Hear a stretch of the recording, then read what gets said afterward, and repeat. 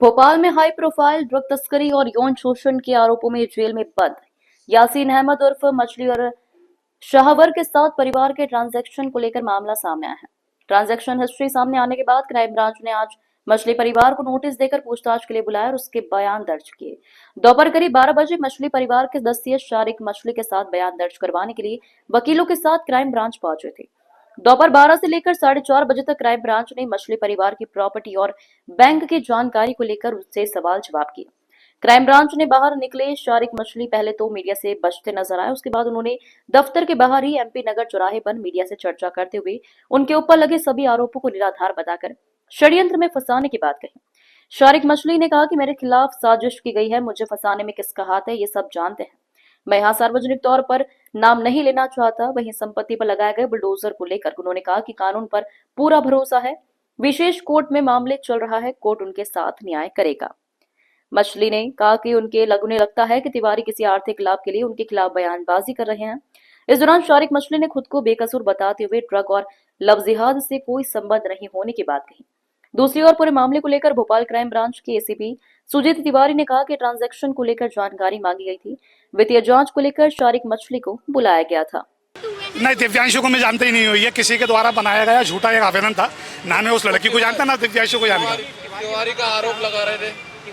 नहीं, तिवारी जी तो मैं बहुत पहले से जानता हूँ, काफी टाइम से पहले से जानता हूँ। तिवारी जी भी आरोप क्यों लगा रहे हैं, कई लोग हैं जो मेरे पर झूठे आरोप लगा रहे हैं, क्यों लगा रहे हैं मुझे नहीं पता। शायद उनको कोई लोग पीछे होंगे इनको करना चाह रहे हैं। करोड़ों का ट्रांजैक्शन है, वो जांच चल रही है, वो ऐसा कुछ नहीं है। अभी जमीन का भी आरोप लगा। कुछ नहीं है आपको सबको क्या लग रहा है क्या साजिश हुई है? नहीं, आप सारी जांच हो तो कोई देख तो लिया आपने। सरकार ने थोड़ी कार्रवाई करी, अब क्या लग रहा है आपको, क्या षड्यंत्र लग रहा है? नहीं, हमें तो इस देश के संविधान पे और न्यायपालिका पर पूरा भरोसा है।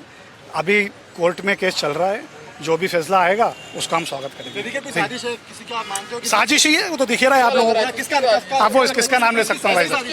अभी ये नहीं बोल सकता ना मैं किसकी। अगर घर तोड़ी है जी, संपत्ति से पूरी तोड़ दी है, क्या लगता है किसकी साजिश है? नहीं, साजिश देखिए सबको पता है, नाम लेना ठीक नहीं रहेगा, आप लोग भी जानते हो।